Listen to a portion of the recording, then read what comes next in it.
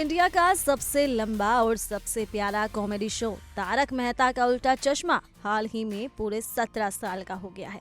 और भाई साहब, क्या कमाल की जर्नी रही है इस शो की। हर कैरेक्टर, चाहे वो जेठालाल हो, टप्पू, बबीता जी, पोपटलाल या फिर भिड़े मास्टर, सब ने दर्शकों के दिल में अपनी अच्छी खासी पहचान बना ली है।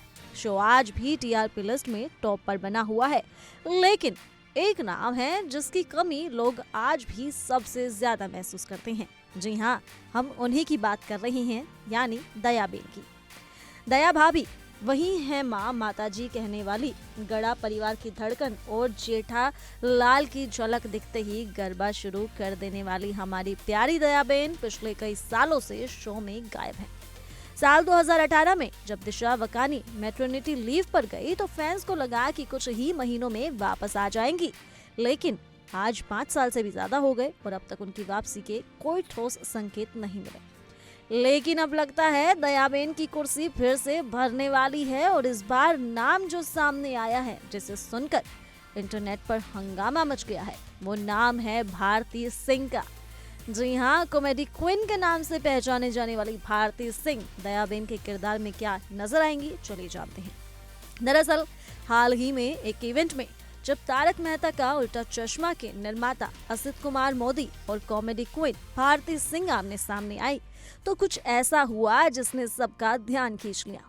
क्लिप में देखा कि भारती दौड़ती हुई असित भाई से गले मिलती है और फिर दोनों मिलकर तारक मेहता का उल्टा चश्मा का थीम गाना गाते हैं। वहीं असित मोदी मजाक में बोलते हैं, अगर जेठालाल पंजाबी होते तो भारती सिंह ही दयाबेन होती।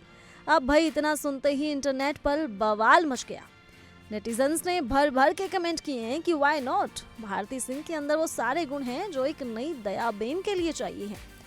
इतना ही नहीं, यहाँ पर असित मोदी जो हैं वो भारती सिंह को दयाबेन ही बुलाते हुए नजर आए। उसी के बाद भारती सिंह ने उन्हें गले लगा लिया। अब जहाँ एक तरफ दिशा वकानी की वापसी की उम्मीदें दिन ब दिन धुंधली होती जा रही हैं, वहीं असित मोदी खुद कह चुके हैं कि शादी के बाद वो छोटे बच्चों के साथ शूटिंग करना आसान नहीं होता।